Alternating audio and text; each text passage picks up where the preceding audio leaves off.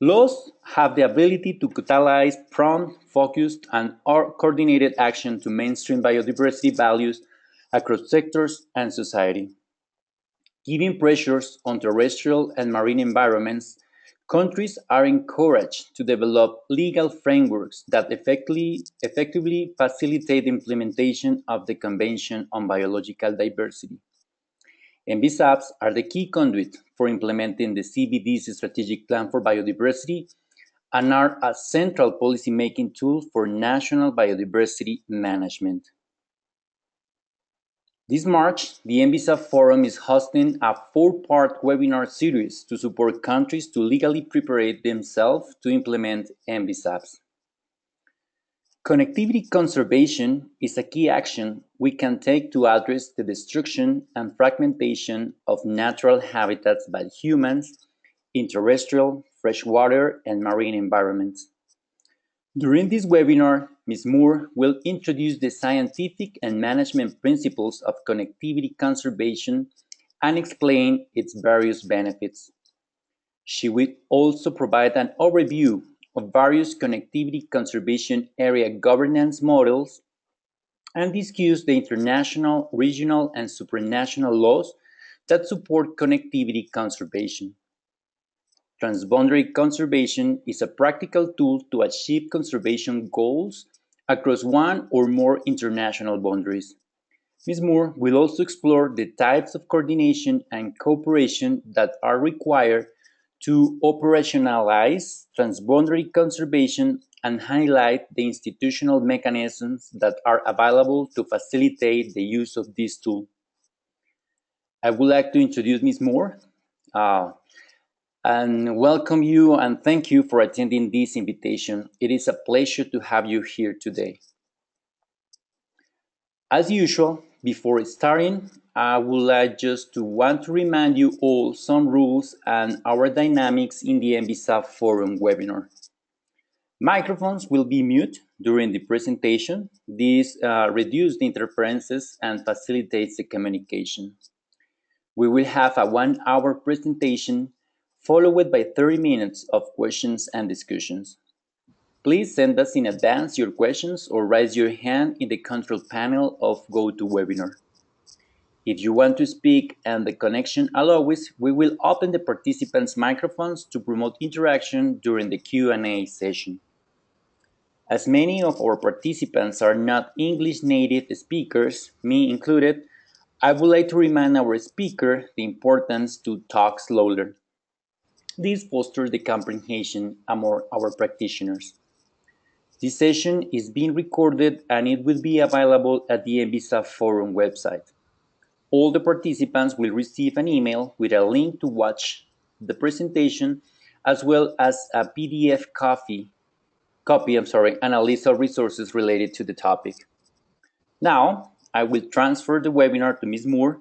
Please enjoy this session. And Ms. Moore, thank you very much for attending this session and welcome to the NBSAP Forum webinar series. Thank you very much, Diego. And hello, everyone, wherever you are in the world. I'm in Bangkok, Thailand. This is my first webinar. I'm sure that for some of you, you've done many more of these than I have. Just to let you know what you're seeing on the screen, these are photos of 4 different connectivity conservation areas on 4 different continents. The one on the upper left, is in South Korea. On the lower left is in Australia. The upper right is in the United States, and the lower right is in Russia.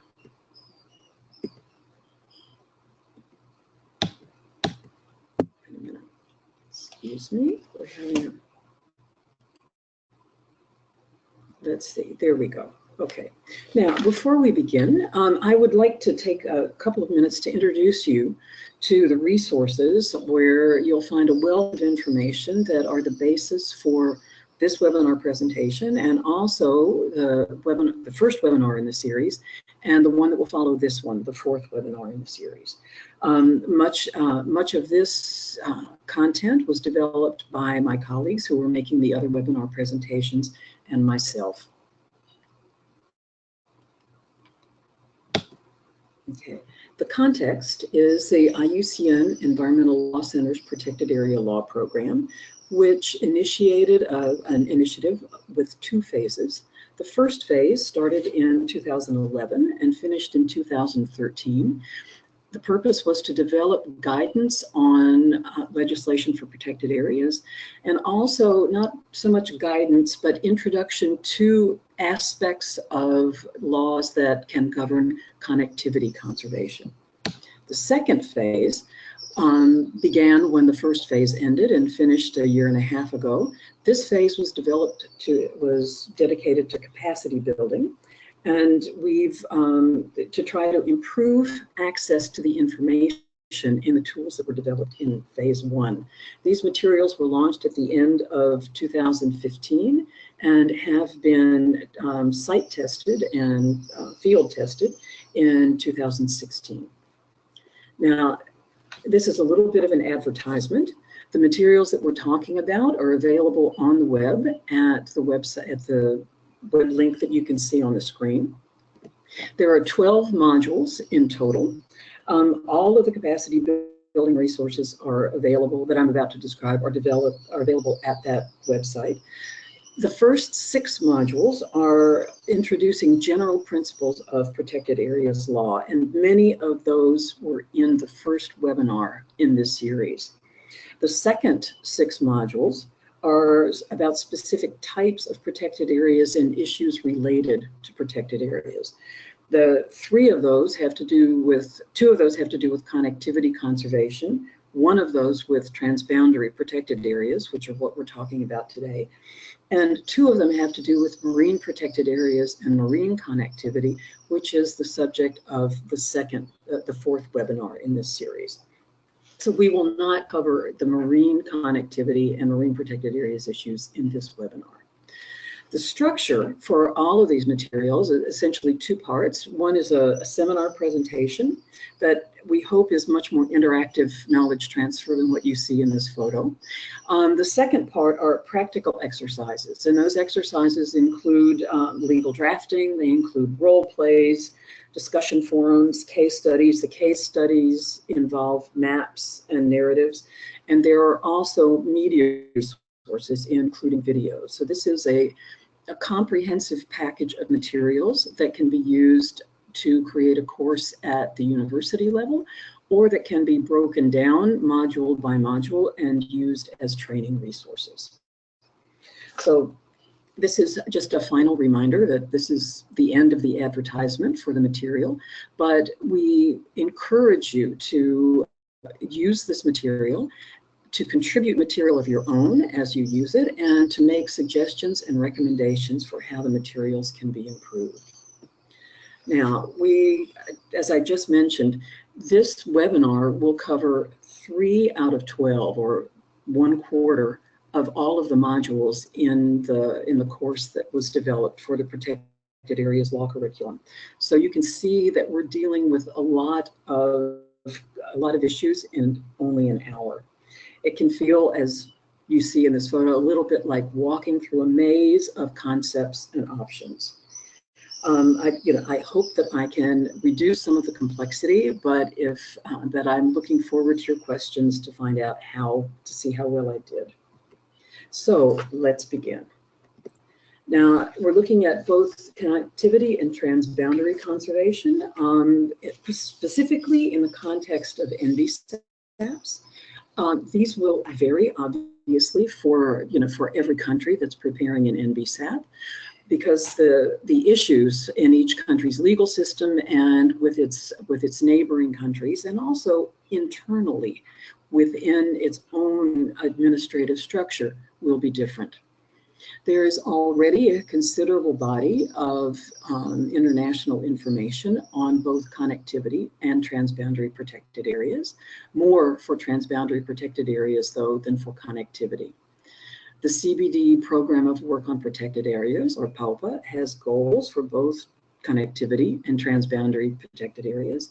And there's recent UNDP guidance on NBSAPs and the Sustainable Development Goals published last year that also specifically include connectivity and transboundary protected areas. Creating both of these types of areas, connectivity conservation areas, which are generally outside protected areas, as well as transboundary protected areas, requires legal tools. So the purpose of this webinar is to get you thinking about the kinds of legal tools that may be needed in preparing an NBSAP or updating an NBSAP, and in thinking about connectivity conservation and transboundary protected areas in the context of your NBSAP. Now, we're going to look first at connectivity. We'll look at its benefits. We're going to look at what connectivity is, what the types of connectivity are and their scale, some benefits of connectivity, and very briefly at managing connectivity. We'll also look briefly at connectivity governance, the types of governance and the quality of governance, and also some things to take into account in addressing connectivity governance. We'll then look at connectivity in law and practice. We'll look at international and regional and also supranational law. And then with respect to national law, we'll look at issues such as specific connectivity law versus sectoral laws, spatial planning, development control, and economic measures and voluntary arrangements. Then we'll move to transboundary conservation, look at how it is defined or characterized and types and forms of transboundary conservation in practice now. We'll also look at transboundary laws, transboundary protected areas in law and practice, look at determining the applicable law and also the international law and domestic considerations that may apply. Specifically for connectivity. These are 5 issues just to keep in mind that connectivity conservation law is in very early stages of development, and primarily we're going to be looking at existing legal tools. This is going to mean in most cases a comprehensive review of national law that exists in any country that is considering implementing connectivity conservation. We know that ecosystem degradation and habitat fragmentation are the primary threats to biodiversity, and in fact, Aichi Target 5 specifically focuses on this, reducing fragmentation, which is one of the goals of connectivity conservation, which in connectivity conservation either connects and reconnects national ecosystems and habitats. The scientific theory and management of connectivity only emerged less than 50 years ago. It is still evolving, as the law is still evolving, but these concepts are becoming even more important, particularly in the context of climate change, and will need increasingly to be supported in law in individual countries to secure connectivity conservation. What is connectivity conservation? We're going to look quickly at the science, at the types, the scale, and also at managing connectivity conservation. First, connectivity conservation maintains the functional integrity of natural ecosystems and their processes. That's the basic. There are 2 main components. The first one is functional. In other words, the natural ecosystem function that needs to be maintained, whatever that may be, whether it's water supply or a particular type of habitat to maintain a particular species. The other is spatial, and this is the physical space that is required for the particular ecosystem function to occur. Connectivity is about linking habitats to enhance wildlife conservation.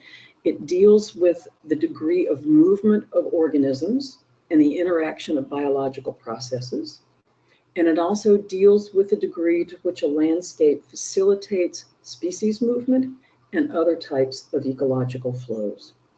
Because the habitat functions and ecosystem functions and the space involved will vary with every connectivity conservation area, the legal tools involved will also vary. So space, function, and approaches and legal tools will always vary and must be taken in a contextual basis. Now, looking at some types of habitat connectivity from the most local to the largest, we have to understand both the functional and the spatial aspects in order to design first effective connectivity areas, and then see what legal instruments are already available to support them, and those that are not available, what may need to be developed to support them. It's usually easier to figure out what areas might need to be connected than it is to figure out what kinds of functions are actually occurring in those areas that need to be connected. Now, the scale of connectivity, this also has to do with the spatial scale, from the local to the landscape to the regional. Scale is the most defining aspect of connectivity. It's influenced by the nature of the function that needs to be connected, the existing barriers, the conservation objectives for a connectivity conservation area, the needs of specific species in that area, and also the institutions that will be involved in managing this. Spatial scale looks at the geographic extent, but there's also a temporal scale in time. So in each of these different geographic scales, there may be changes according to seasons, there may be changes from year to year, and there may be multi-year changes depending on migrations of species or propagation patterns of certain species. Management was covered in some detail, management of protected areas was covered in some detail in the first webinar of this series. Most of the principles of managing protected areas apply also to managing connectivity conservation areas, which in most cases are outside of protected areas. And the management systems are very similar. Essentially, you're managing nature and people, but in most cases, primarily people. And a connectivity conservation management strategy must include the science and any law that is used to govern, or any agreement that is made to govern a connectivity conservation area should reflect the science. Now, benefits of connectivity conservation. The ones for biodiversity may be better known. As we've said, reduce the impact of habitat fragmentation and maintain ecosystem services. One of the services we may not always think of would be hydrologic connectivity. In other words, the water sources that support different ecosystems. But there are also significant benefits for climate change adaptation, for example. Linking protected areas builds the resilience of those protected areas. It provides escape routes and alternative refuges for species that may need to move when the conditions in their habitats change. It also provides a buffer for natural disasters, tsunami that Southeast Asia has suffered, but also sea level rise and storm surges that are being felt in many parts of the world already. Connectivity also can create links between carbon sinks for climate change mitigation. And this helps to make particularly existing carbon stocks, or in most cases forests, much more productive. There are also what we call co-benefits from connectivity conservation, so that benefit both biodiversity and climate change. One of the primary ones is capturing additional carbon. In other words, by stabilizing an ecosystem that is capturing carbon, you can maintain and enhance forest biodiversity. Also, with the program on reduction of emissions from deforestation and degradation of forests, prevents or reduces carbon emissions, and what's called REDD+, also supports human well-being. REDD and REDD+ also are an entry point for financing connectivity conservation, which we will think about later when we're looking at financial mechanisms. Connectivity governance. Again, the first webinar in this series dealt almost entirely with governance of protected areas. Again, we're repeating a little bit, but Connectivity conservation areas are generally outside of protected areas, but many, if not most, of the governance considerations apply to connectivity conservation areas as well as protected areas. The definition that you see on the left side of the screen comes from the IUCN guidelines on protected areas governance. And I'll read this one: the interactions among structures, processes, and traditions that determine how power and responsibilities are exercised, how decisions are taken, and how citizens and other stakeholders have their say. We're looking at type. That's how, who makes decisions and how authority is shared by those decision makers. There's a continuum from the complete top-down type of governance, where a government authority makes all the decisions, to a completely bottom-up concept of governance where a non-governmental authority makes all the decisions. And there is a range of shared authority along that continuum. That is dealt with in a great deal of detail in the first webinar in this series. When we're talking about quality, that is basically how decisions are made and who is held accountable for decisions and how. When we look at how decisions are made, we're looking at transparency.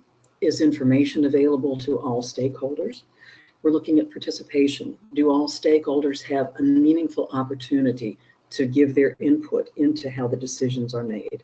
And we're also looking at accountability. How are decision makers and implementers held accountable for the decisions they make and the way they implement them? And finally, we'll also look at some very specific things to take into account in thinking about connectivity governance. Things to take into account: we've talked about scale before. Increasingly, and particularly because of the need for climate change adaptation, the scale of connectivity is looking more and more at larger geographic areas. These large-scale initiatives are going to cover a range of different types of land tenure and land uses, and they will also involve an increasing number of different authorities and individuals who are involved. The challenges, include all of those ranges, but also the economic questions, and over large-scale areas, differences in government commitment to making connectivity conservation work. When we were talking about the types of governance, we looked at top-down, which is basically 100% government decision-making, or bottom-up, which would be non-governmental decision-making. In this case, there is a principle in international law called the subsidiarity principle, which means that essentially, in this case, management responsibility should be given to the management authority closest to the resources that are being managed. And this is a very important consideration for connectivity conservation. The role of non-governmental organizations: there are many. NGOs may actually identify and promote connectivity conservation needs. They may advise on land and land management, and also connectivity conservation area management.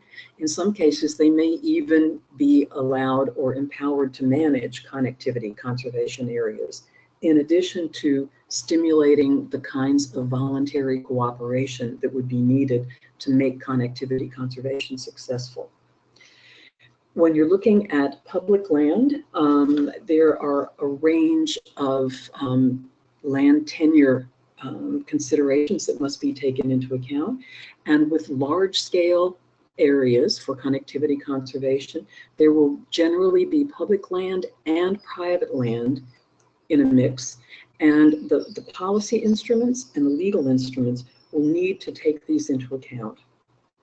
In choosing those instruments, government should have at its disposal instruments that would include purchasing land, directly regulating use of land with or without compensation, and the law should enable voluntary agreements and economic instruments. Now, these voluntary agreements and economic instruments can also be policy measures, but it is more important for connectivity conservation that they be specifically recognized in law. There may be, because of the great range of actors who would be involved in a large-scale connectivity conservation area, there will be a need for intersectoral coordination, and the different sectors that are involved will have different laws, and there will be different administration of the laws. So this will require review and harmonization of any conflicting legal requirements to be able to make connectivity conservation work in practice. 4 general lessons that we can draw about governance of connectivity conservation. It's exercising authority over space and time. We're going to have to look at many different actors, all of whom have rights and responsibilities, and all of whom need to be held accountable. There will need to be a dynamic balance, and because these different powers will have to be exercised at different levels. Also, governance systems must be dependable and predictable, but they need to be adaptable, and there will be definitely a trade-off in the balance there, because they will need to respond to changing needs of biodiversity conservation and changing needs for climate change adaptation. International law, regional law, and supranational law have either explicit or implicit support for connectivity conservation. The CBD is not the oldest of the international agreements, but it is certainly the most comprehensive. CBD Article 8 creates the obligation to establish a system of protected areas, and this is important, or areas where special measures need to be taken to conserve biodiversity, and that would be connectivity conservation. The IUCN Target 11 specifically calls for well-connected systems of protected areas. And IUCN Target 5, as we mentioned earlier, refers to reducing habitat fragmentation. The Climate Change Convention does not have a specific provision, but the obligation in the Climate Change Convention is to facilitate adequate adaptation to climate change, which connectivity conservation can do. The Migratory Species Convention calls for conserving and restoring habitats of migratory species, removing obstacles to migration, which may be one of the most important issues for connectivity conservation, and reducing threats to migratory species. One of the ancillary agreements to the Convention on Migratory Species deals with gorillas, and it specifically calls for action plans for individual species that require maintaining connectivity for those species. The Ramsar Convention on Wetlands requires ensuring wise use of wetlands, and a decision of the Conference of the Parties of the Ramsar Convention has emphasized that wise use of wetlands means providing connectivity that enables organisms to adapt to climate change. The World Heritage Convention also calls for integrating natural heritage sites into planning processes, which, as we will see in a few minutes, is integral to connectivity conservation planning. And regional law, the Berne Convention, which is the conservation of European wildlife and natural habitats, has several standing committee recommendations which encourage conservation and restoration of ecological corridors and call for establishing networks of interconnected protected areas and habitats to allow for species dispersal as a consequence of climate change. The European Union, which is supranational law, does not have a comprehensive specific policy on connectivity, and not all EU member states have the same laws that would govern connectivity. So there's a great range in the degree. But the European Union does have the Habitats Directive, which creates the Natura 1000 network, which is a European ecological network of areas, special areas of conservation. And that also includes areas that are established under another EU directive, the Birds Directive. The EU also has a provision or a program that's not legally binding called the Green Infrastructure Initiative. And this is a goal to reconnect habitats that have been separated by intensive land use and urbanization.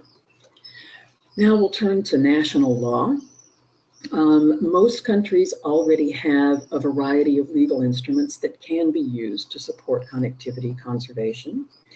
In many countries, it may be necessary to amend older laws to harmonize them or make them fully prepared to implement connectivity conservation, or it may be necessary to enact new laws, depending on the results of a comprehensive review.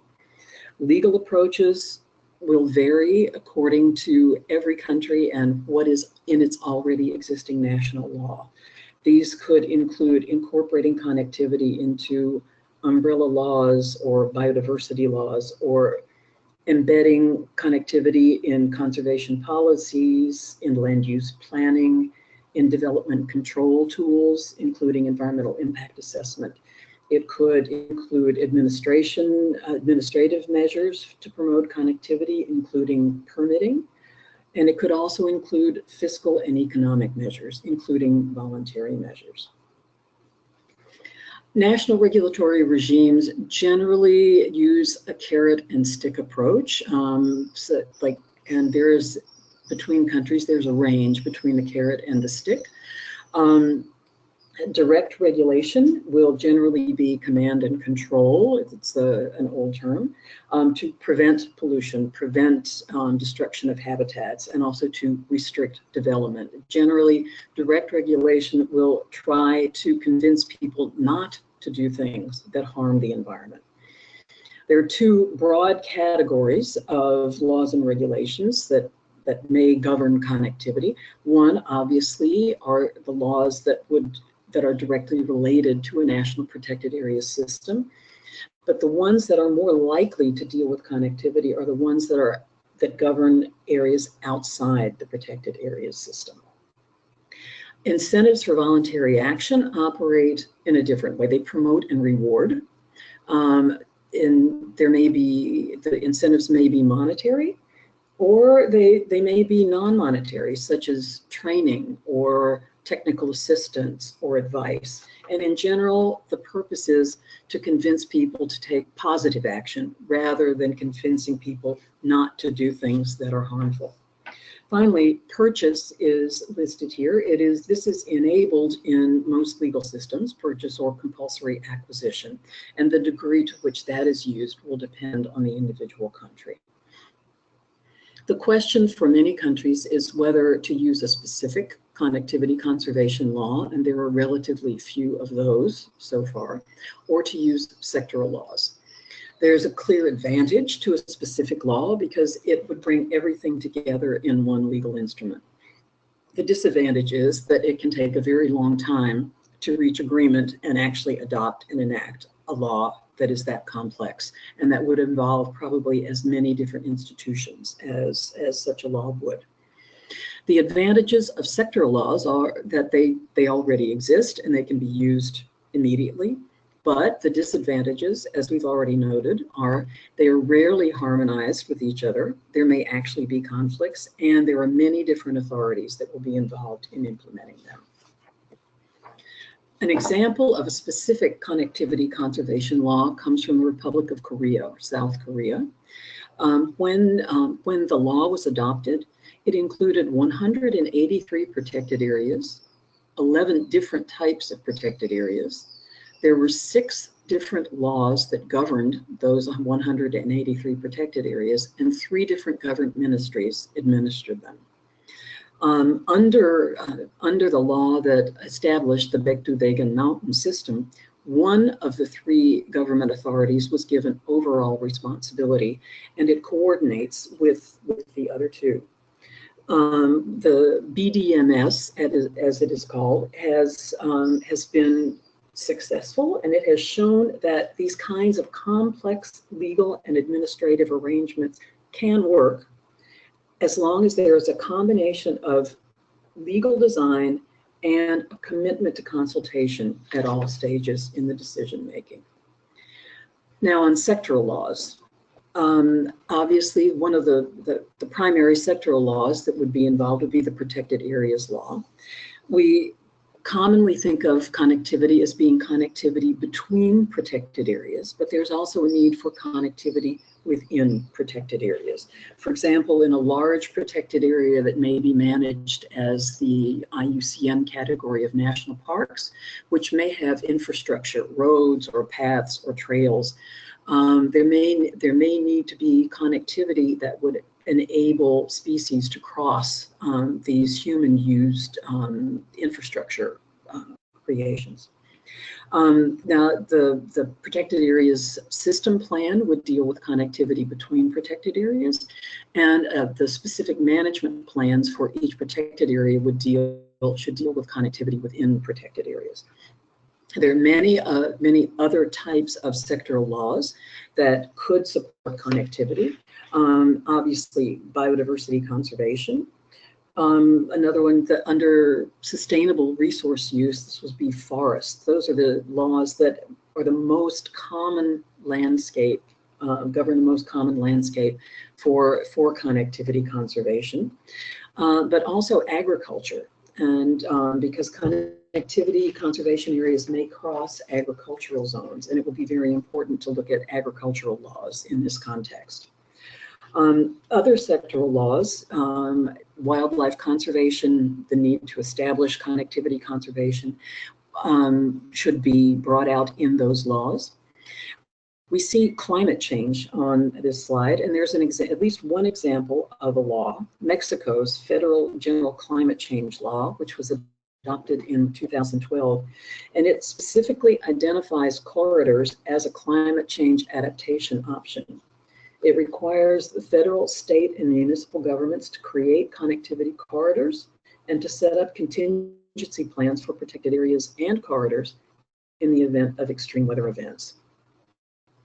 There are also sectoral laws here, for example, transportation, energy, mining, that are not necessarily thought of in the context of connectivity conservation, but the laws that govern all of these sectors may very well have provisions that could create obstacles or, in some cases, even opportunities for connectivity conservation, and they would need to be examined by any country that is looking to implement connectivity conservation. Now we're going to move to spatial planning and development control. Again, most countries already have some kind of land use planning or some kind of development control legislation that can support connectivity conservation, even if it doesn't specifically mention connectivity conservation. Some of the drawbacks are, though, that land use planning generally focuses on facilitating future development rather than on facilitating conservation. In any case, though, land use planning laws and also zoning laws can have provisions that may support connectivity conservation, and a comprehensive review of those laws would be needed in any country that intends to implement connectivity conservation. But again, the comprehensive review, I keep repeating it, but it is critical. It would be very difficult to effectively implement connectivity conservation without first knowing what the laws are that will affect it. Now, spatial planning. It is a regulatory tool. It can be used to support connectivity conservation by establishing relationships between protected areas and connectivity conservation areas. It can balance development uses with connectivity conservation and also with protected areas. It may also be used to support connectivity conservation completely independent of the protected areas system. We're not going to read what's on this chart. I think you can see that, but this chart indicates the advantages and the limitations in the relationship between land use planning or spatial planning law as it currently exists in most countries and connectivity conservation and the issues that need to be taken into account when creating a connectivity conservation area. Now, again, in spatial planning, there's several things that need to be taken into consideration. Strategic environmental assessment is not always required in all countries, but it is much easier to integrate conservation and connectivity conservation into planning when it's done at the strategic level rather than when it's done at the development control level. When you're looking at existing land uses, you must check the laws to see whether they exempt existing land uses from land use planning, because these exemptions can create obstacles to connectivity conservation planning. Integrating spatial planning and conservation planning and active management can both involve zoning. Active management is actually encouraging landholders or rights holders to obviously actively manage the land, but in many cases also modify their land uses to support connectivity conservation. Integrating spatial planning may deal with conservation plans, recovery plans for species, and zoning may be one of the tools that can be used to do this. Zoning laws ideally would define conservation to include connectivity and create zones for connectivity conservation that require mapping and that require scientific criteria to be used as a basis for doing that. Development control. In the context of connectivity conservation, there are really two purposes. One is to secure connectivity that may exist and secure it in the long term. The second purpose is when there are fragmented landscapes that are being rehabilitated, the purpose would be to protect those landscapes from any further fragmentation and development. Sometimes these plans are linked to land use plans, but not always. If they're not linked to land use plans, they may involve building control, which would usually be in urban areas. They may involve pollution control or species protection. Environmental impact assessment is a tool for development control, but only recent EIA laws may incorporate biodiversity considerations. Older laws may not. And these laws should be carefully reviewed for the ways in which they may promote connectivity conservation or the ways in which they may create obstacles for connectivity. One difficulty with some existing EIA laws may be that the EIA process simply does not have the scope to adequately assess impact on connectivity over time or on a scale that's larger than the project that the environmental impact assessment is actually looking at. Many EIA laws do not require assessment of cumulative impacts. And for connectivity conservation, the cumulative impacts of multiple small-scale development activities may seriously affect connectivity conservation. Biodiversity offsets. These are mechanisms that are used to compensate for environmental loss due to development. They may be attached as conditions to a development approval.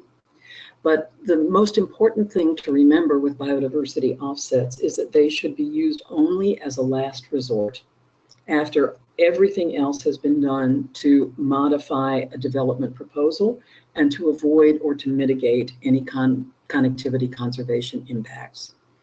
There are two examples of biodiversity offsets. One is under the European Union Habitats Directive that requires offsetting impacts on a Natura 2000 site. The state of New South Wales, Australia, uses a law to enable voluntary agreements that are linked to biodiversity certification and also to the state's so-called biobanking scheme. And there's much more detailed information on those in the materials that I've already introduced. Economic measures. This could be the subject of an entire webinar. Very briefly, economic measures are meant as an alternative, a supplement, or a complement to direct regulation, which is what we've just been talking about. And they also introduce the element of choice. We generally know what negative incentives are. These are taxes and charges, again, trying to discourage people from doing things that harm the environment. Positive incentives, again, they may be management payments, they could be tax reductions, they could be part of voluntary agreements, they could be subsidies for carrying out specified activities that support connectivity conservation. There are basically two types of payments for ecosystem services, both of which require law to support them. One would be simply private contractual arrangements. An example of this is in France with Vittel and securing ecosystem services to maintain the quality of the water for its bottled water. This relies on national contract law. There are also public payment schemes for payments for ecosystem services, and these require regulation because for these, the government will create a new tax or a fee or increase an existing tax or fee and use those funds to compensate landowners who enter into agreements to change their land use practices.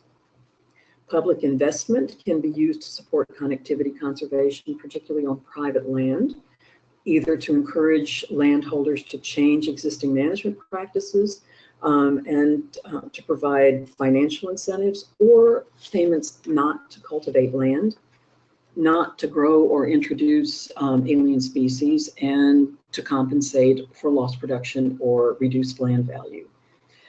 Payments for ecosystem services and public investment can be used together.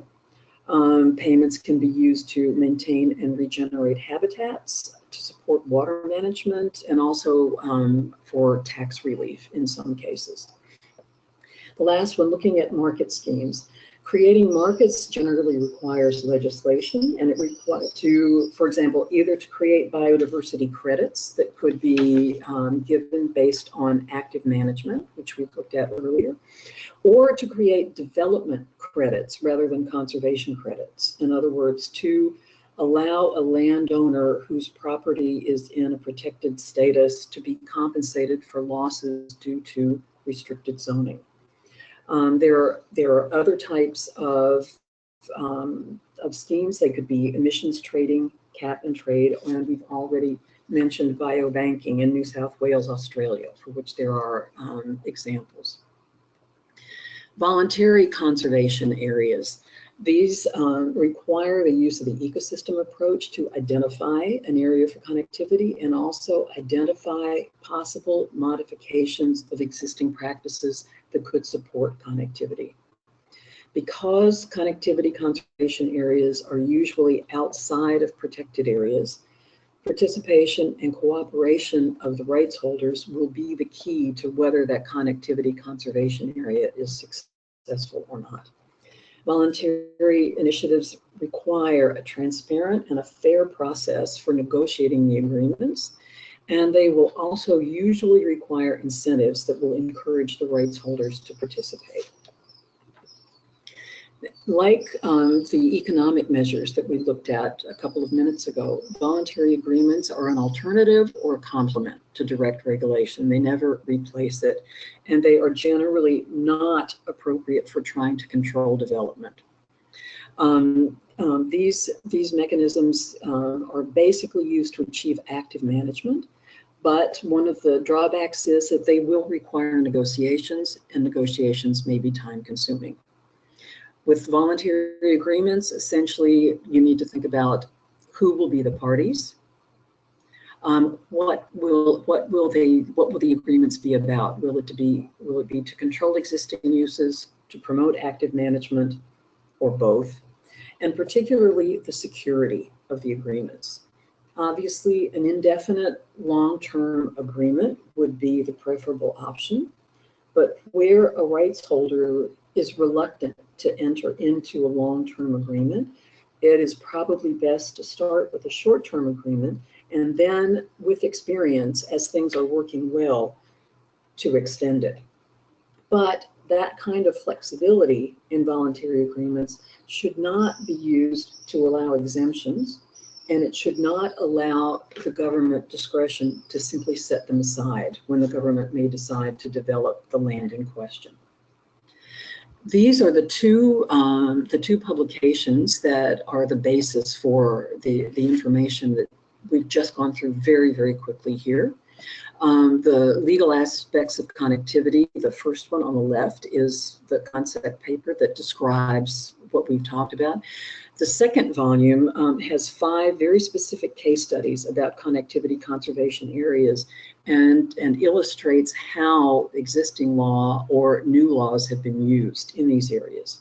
There are other resources on the science of connectivity, not necessarily the law. Both of them are edited by Graham Warboys. One is Connectivity Conservation Management, which has already been published, and these should be in the list of resources you have been given for this webinar. And then there's a coming publication on guidelines on areas of connectivity conservation.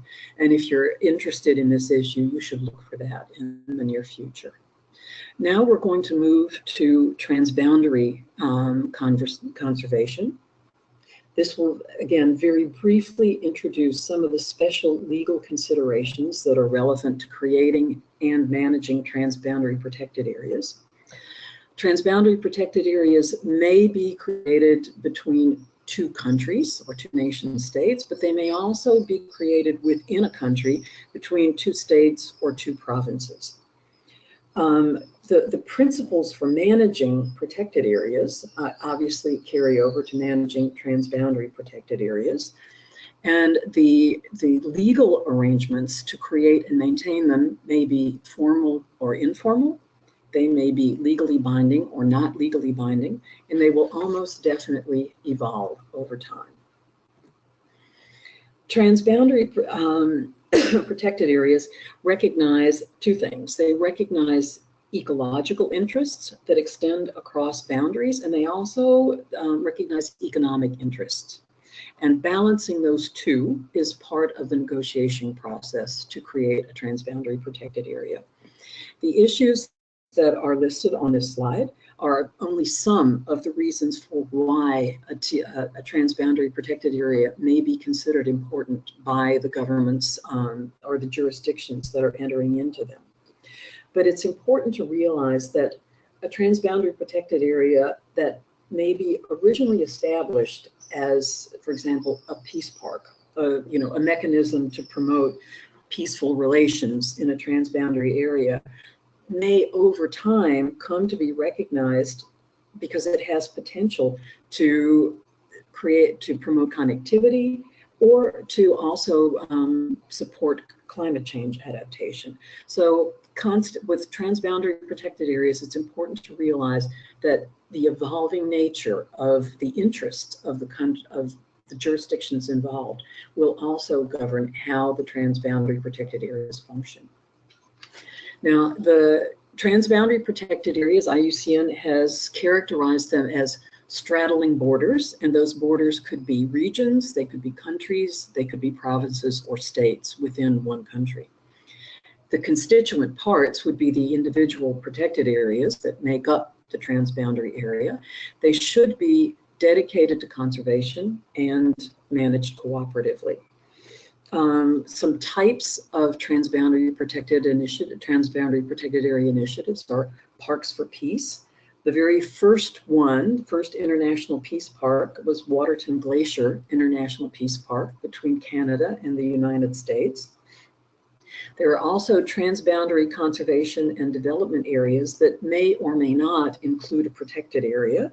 One example of those is the Kavango Zambezi that involves Angola, Botswana, Namibia, Zambia, and Zimbabwe. And this focuses on conservation as well as socioeconomic growth through tourism. In the greater Mekong area in China and Southeast Asia, there is a growing focus on what's called transboundary landscape management, which again may or may not involve protected areas. But in this particular case, there is a possibility of a transboundary protected area between Vietnam and China. And finally, transboundary migratory corridors we have talked about in the context of the Convention on Migratory Species. Now, forms of transboundary protected areas. The classic one is contiguous protected areas that cross an international border. And a good example is La Amistad International Park between Costa Rica and Panama. There are also a cluster of protected areas and the buffer areas around them. The second map you see, the dark gray areas are actual protected areas. The dotted line is the buffer zones around these areas in 3 countries, Kazakhstan, Kyrgyzstan, and Uzbekistan, that are participating in the West Tien Shan project. These bring us back to connectivity because these transboundary protected areas are on a large scale that is the kind of scale that we're looking for in connectivity conservation.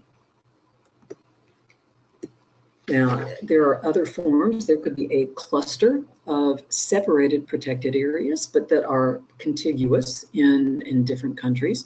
An example of this is in Africa and the Great Lakes region, among Uganda, Rwanda, and the Congo.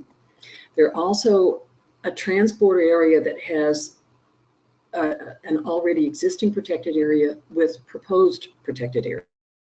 So this is the PATEM Transboundary Initiative with an existing protected area in Thailand and a proposed one in Cambodia.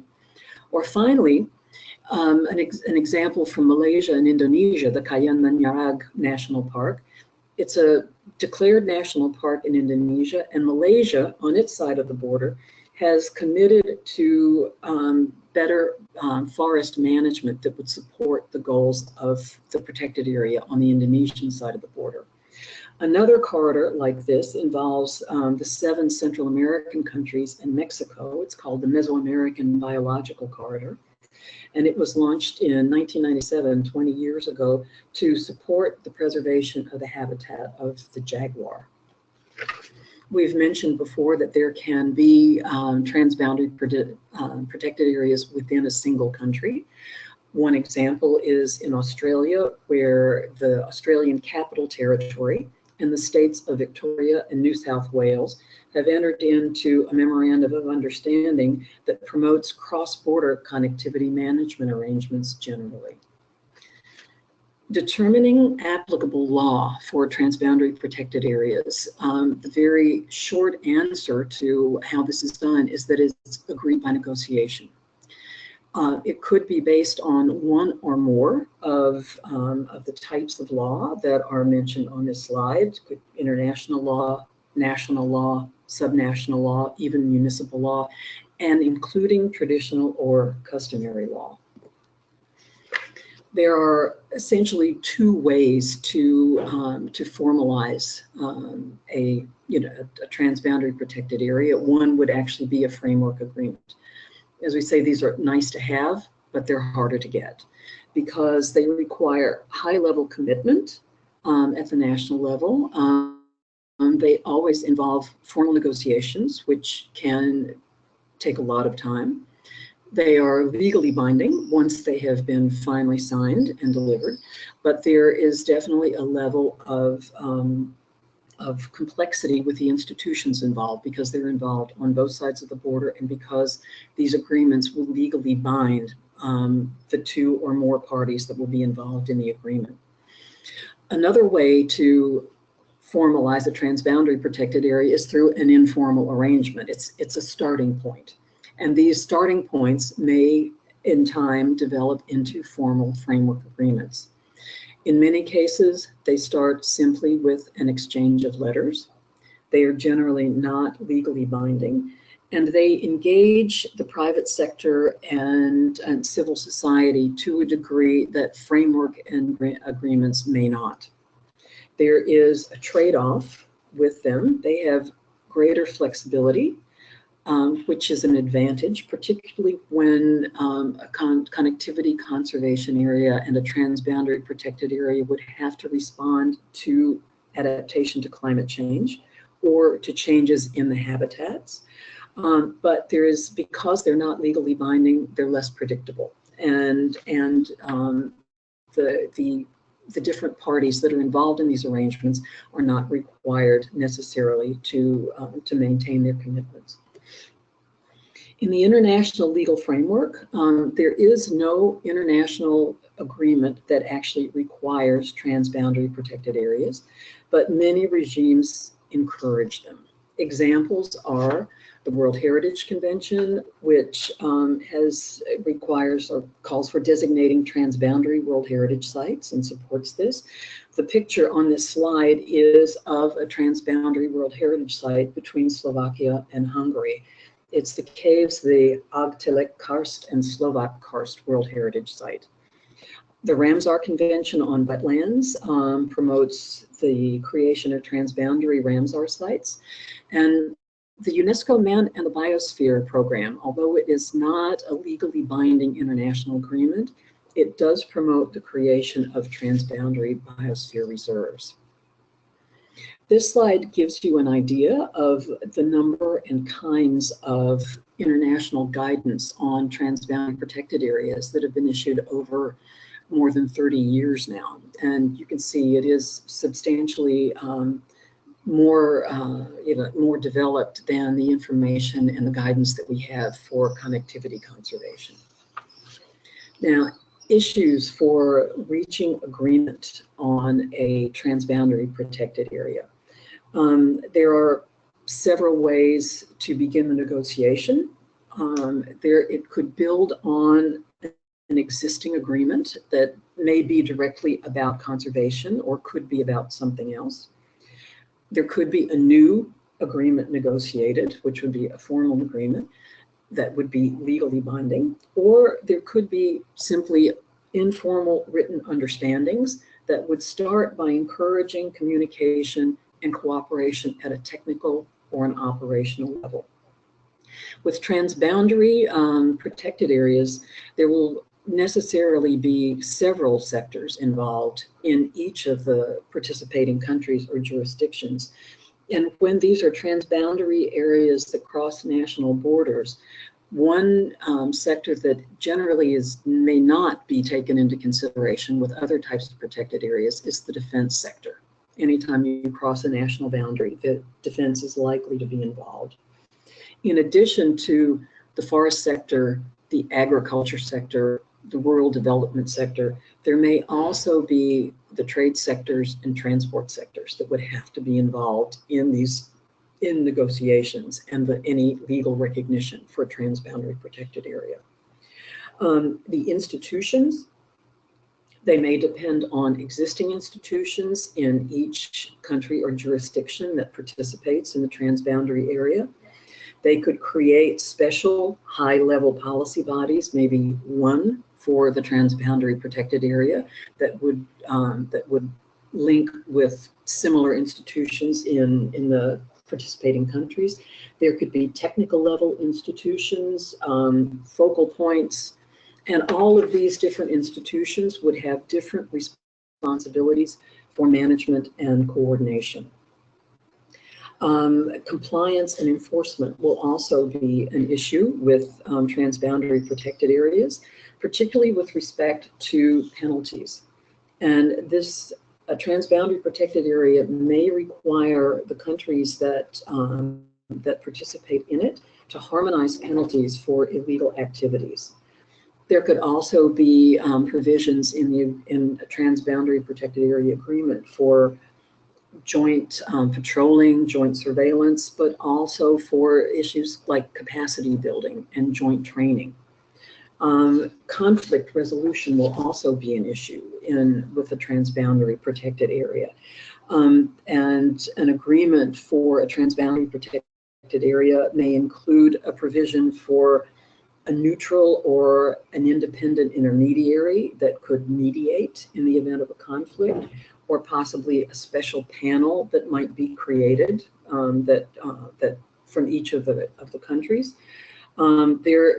When a transboundary protected area is related to an international agreement, there could be a possibility of dispute resolution support from the international agreement that's involved, or sometimes simply a neutral third-party fact-finding mission may contribute to resolving disputes without actually having to enter into formal dispute resolution mechanisms. Now, this has been very brief, and I'm afraid maybe a little too fast. As we've said earlier, there will be more on marine connectivity in the next webinar, the fourth webinar in this series. Please do go back and watch the video of the first webinar in this series to get the background on protected areas, particularly protected areas governance and management, because those issues impact very, very strongly on connectivity conservation. And please do also refer to the materials that we've presented in this. Now, I think I've gone a couple minutes over, but I hope we still have enough time for your questions. Thank you very much for your attention. Thank you very much, Ms. Moore. This is a really interesting and relevant topic for our NBSAP forum members. I am sure our audience enjoyed the presentation. I just want to remind the audience that Ms. Moore is a lawyer with more than 20 years of international experience in environmental law and governance, spanning more than 30 countries. Her work has included drafting laws on connectivity conservation and protected areas, as well as designing and delivering training on environmental laws, including IUCN's course materials for capacity development in protected area law. I want to invite our participants to share your questions, doubts, and comments, or raise your hands in the control panel of GoToWebinar to participate in our Q&A session. We can open your microphones or read your questions depending on the connection and depending also on your preference. I'm going to read some of the questions. Just hold on. This is a question from Amalia Alberini. Could you explain what the subsidiary principle is? Okay. Do you want to read several questions, or do you want me to answer these one by one? I think it's better to answer one by one, and then I'm going to read the other ones. Okay. Yeah, Amalia, thank you for the question. I apologize if I may have been speaking too fast. In the context of connectivity conservation, subsidiarity simply means that the decisions are made at the level that is closest to the resource that is being governed. So in this case, connectivity conservation, because it's dealing with, in many cases, small areas, even though we're trying to expand the focus and focus more on large scale areas. So it would mean that the decisions are made at a local level rather than at a national level or even a state level. That is a principle. It is not necessarily implemented in national law everywhere, but it is a consideration that should be taken into account when countries that are considering implementing connectivity conservation, when they review and reform their existing laws, that they may want to include that. Does that answer the question? I'm going to wait for Amalia's input, but we have a raised hand. Yes, Amalia said that yes, and thank you for your answer. I have a hand raised by Ken Inam Ula. I'm going to open microphone. Can you hear us? Mr. Sabazar, I can hear you. Yeah, we can hear you. Can you let us know where you are connected? Yes, I'm connected from the northern part of Pakistan, known as Dir. It's in the Hindu Kush, and Ms. Moore knows about the area very well. Thank you for the elaborate presentation. I have a question and a comment, if you allow me to do so. Please go ahead. First of all, I would like to know that what is the basis for determining the scale of connectivity, like at the local level 1 kilometer, at the landscape level 1 to 99 kilometers, and at the seascape level then it goes beyond that. Does it have any scientific rationale for determining these scales at this size? Okay, so I should answer. Those Inam and hello Inam. Inam and I have known each other for a while.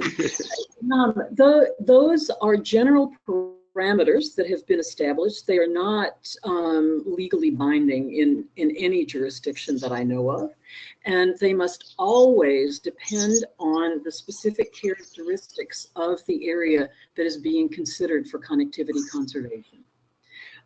So the 1 to 99 kilometers obviously is somewhat arbitrary. You know what I mean? That in one type of area, you know, a larger scheme may be, you know, more practicable, or you know, or that over 100 may simply not be possible. You'd always be looking at a smaller scale, but it will always be based on the science that underlies the requirements for connectivity conservation.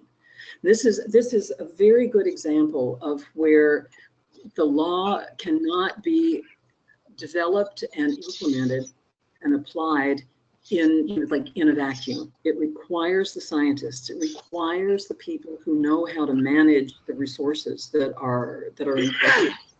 And in particular, when reforming existing law or when developing new law that will govern connectivity conservation, I don't think we can emphasize too much that there needs to be an ongoing dialogue between the scientists and the lawyers. There's actually an article that has just come out in I think it was the end of last year, though, that was looking specifically at how law can support biodiversity conservation, not necessarily connectivity.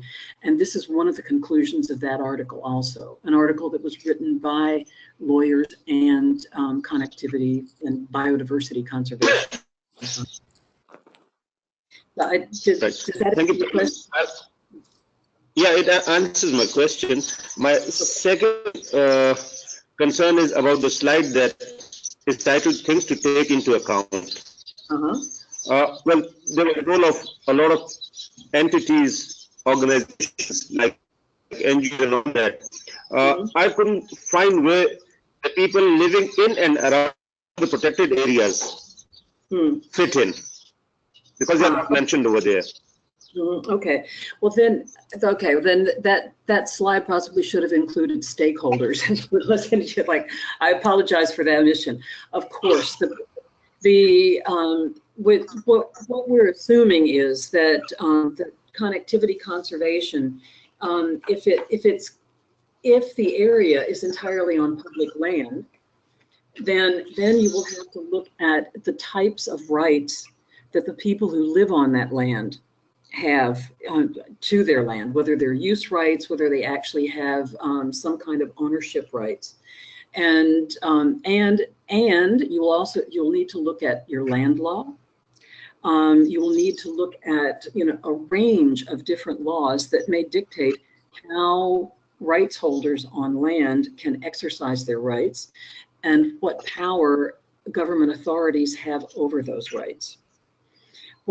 Ideally for connectivity conservation, and this goes back to Amalia's question on the subsidiarity principle, ideally a connectivity conservation area would be managed at the most local level.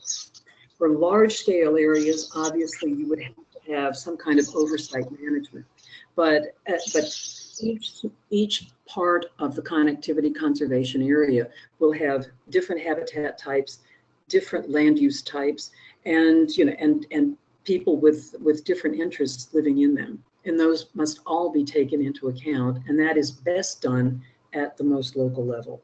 So thank you for the comment. That I will correct that before I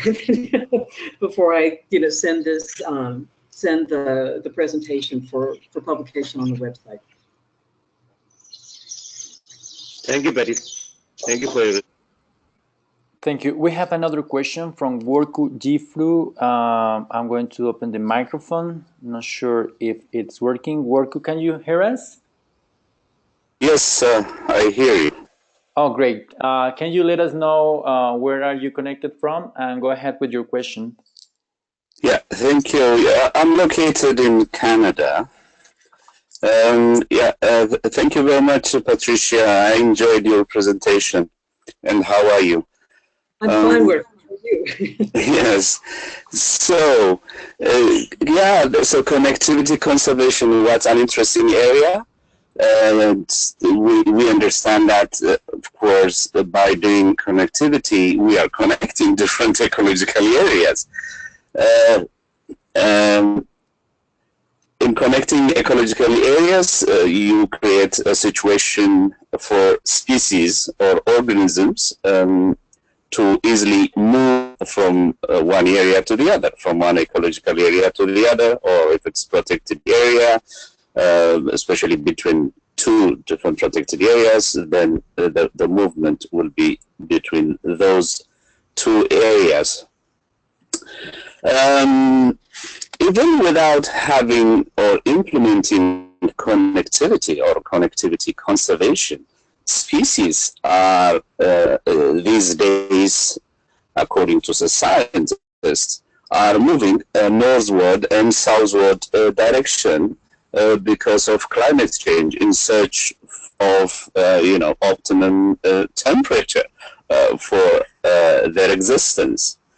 And such movement is in some places, I have read, that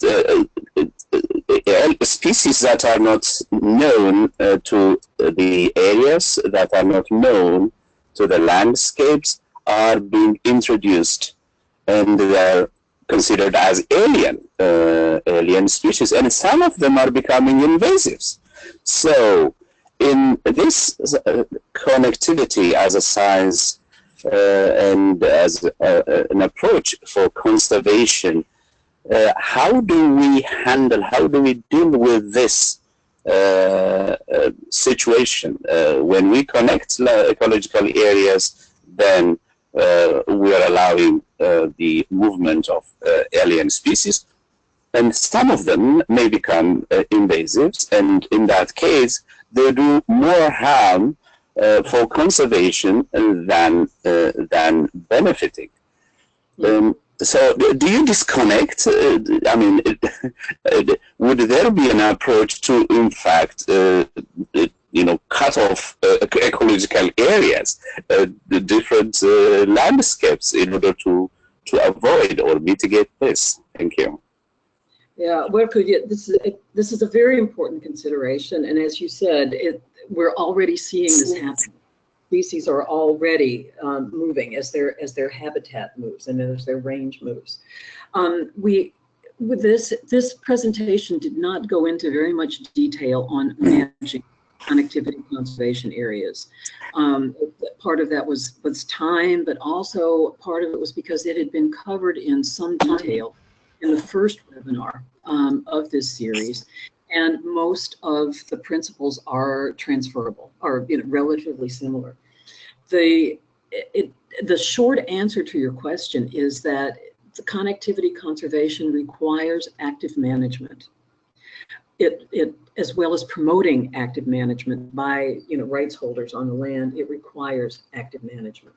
And it also constantly requires the involvement of the specialists, the scientists, the biologists who will be monitoring as part of the management of the area, who are supposed to monitor the impacts of connectivity on the areas that are being connected and on the connectivity conservation areas themselves. So the answer is that the management plans for connectivity conservation areas must provide for this kind of active monitoring. The management plans for the protected areas that are being connected must also do that. And ideally, a protected areas system plan would provide for coordinating those different management plans, because the management plan for a system will look at the areas outside the system. The management plan for each protected area will look only at that protected area. That's a very simplified way of saying it, but the answer is active management and a real commitment to scientific monitoring and continuous evaluation of the impacts. And then as impacts are noticed, there needs to be a provision for response. How is it going to be dealt with? And again, as I've said earlier, the connectivity conservation requires the closest possible cooperation between the people who live on the land, the people who are managing the land, and we hope that those are the people who are closest to it, living on it, the scientists who are studying the processes and the species involved, and the administrators and the lawyers who are trying to make sure that legal mechanisms accommodate this flexibility, or the need for flexibility. This is why we saw voluntary agreements for connectivity conservation do give you a certain degree of flexibility. Informal agreements for transboundary protected areas also give you a degree of flexibility like that. And these are the trade-offs that will have to be taken into account in exactly the situations that you describe. So your question is a very important one, and it's one that should be dealt with in the context of active management and active cooperation between biologists, the stakeholders on the land, and administrators and lawyers. Excuse me. Thank you. Thank you very much, Jorku. I have another hand raised, Peter Rowan. Can you hear us, Peter? Yeah, I can hear you. Okay, let us know. Go ahead with your question, and let us know where country you are connected from. Yes, I'm in Paris, in France. I'll give you a little bit about my background. I did my course in international boundary studies at King's College in London about 15-20 years ago. So I've got a little bit of understanding about this. And it's what I was trying to talk about was the slide just before your last one on the dispute resolution side of things. Yeah. Would not the final point of arbitration be at the ICJ in The Hague, who would basically, if both parties agree to go there, of course, would that not be the final point of agreement on arbitration? Yeah, well, let's see that. Thank you for the question. Hi, Rowan. That would depend on what is included in the agreement, because the parties can determine that. But for instance, I thought it would follow along the same sort of lines as joint economic zones. Not necessarily. For these transboundary protected areas, basically, and I have helped draft, the first, I've done the first draft of an agreement for one, and every clause in an agreement like that, just like with a contract or any other international agreement, is specifically negotiated. And the dispute resolution mechanisms would be specifically negotiated if the parties agree to eventually take arbitration to the ICJ. Then absolutely, that would be the way to go. But the dispute resolution mechanisms will normally be specified in the agreement if there is a formal agreement.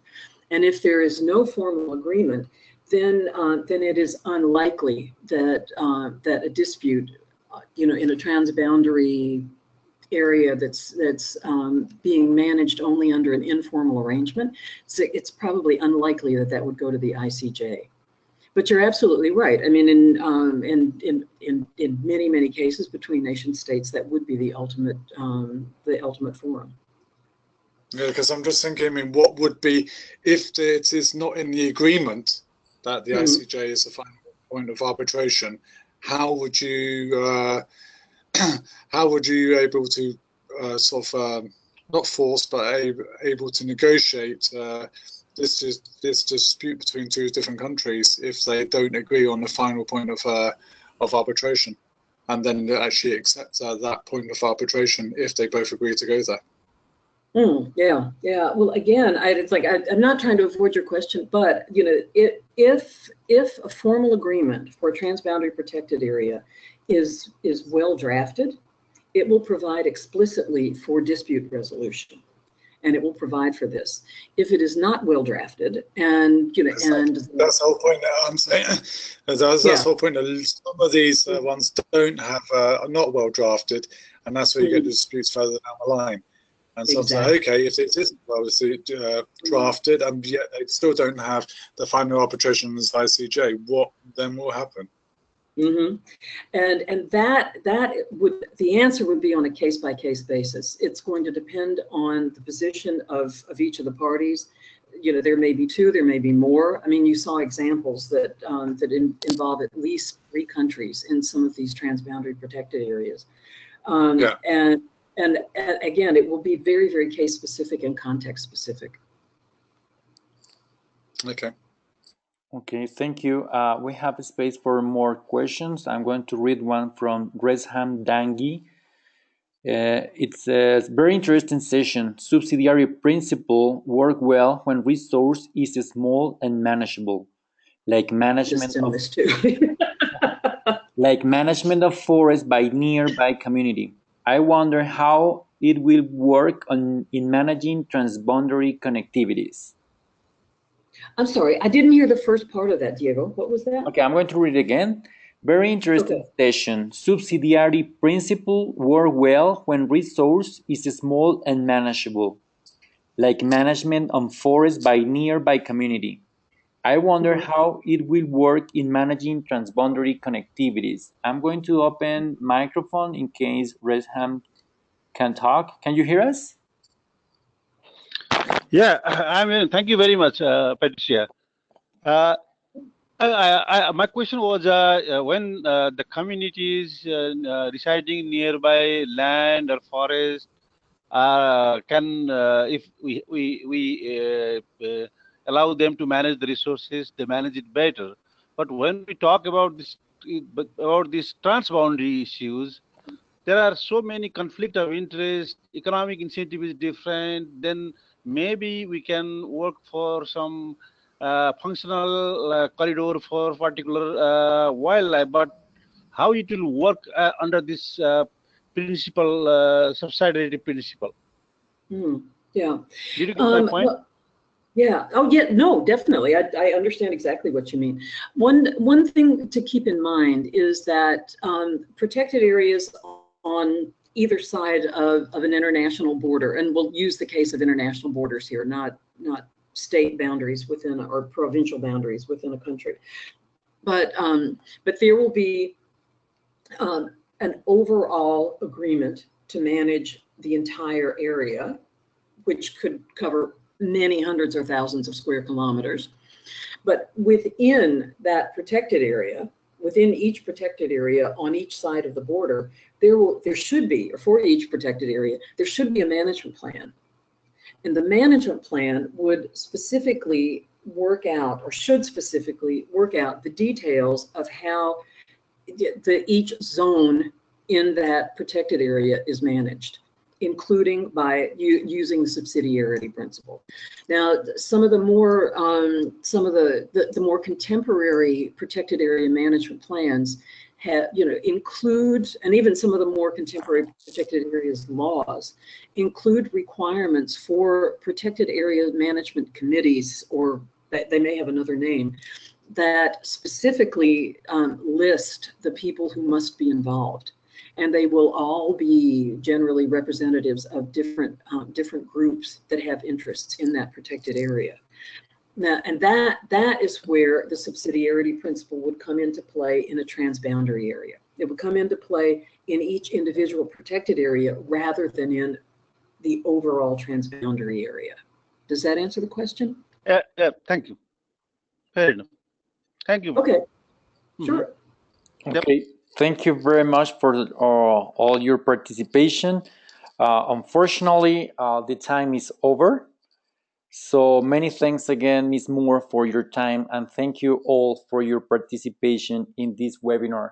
Remember that you can send your questions through the NBSAP forum. We are going to publish this presentation and as well as the presentation, and the recording in the NBSAP forum. So please be sure to send your question through the NBSAP forum. And please also check out the website for getting the list of resources provided by this webinar, the PDF copy, and as I told you before, the recording link, which is also going to be published in our YouTube channel. Thank you very much, Ms. Moore. Not sure if you have any other final thoughts on your presentation. No, I would just like to thank everyone who asked questions. Every question brought up something new for me to think about and to be sure that I cover the next time I give a presentation like this. So I really appreciate it. And I want to thank you for all of your support. And also to UNDP for the opportunity to have participated in this series of webinars. Thank you very much. For all the participants, stay tuned for our last session of our March webinar series, this next 30 March, on legal tools and strategies to support marine conservation by Barbara Lauch at 8 a.m. New York time. More information, as I told you, in the NBSAP forum, or visit our social media accounts in Facebook and Twitter. Remember, register or update your profile in the NBSAP forum and send us your thoughts on webinar topics you would like to discuss in future sessions. I'm Diego Ochoa from the NBSAP forum. Feel free to send us your comments. I hope you all enjoyed this session. Please have a nice day, afternoon, or night. Ms. Moore, I would like to have you again in the future. Thank you very much, everybody. Thank you again. Bye-bye, everybody.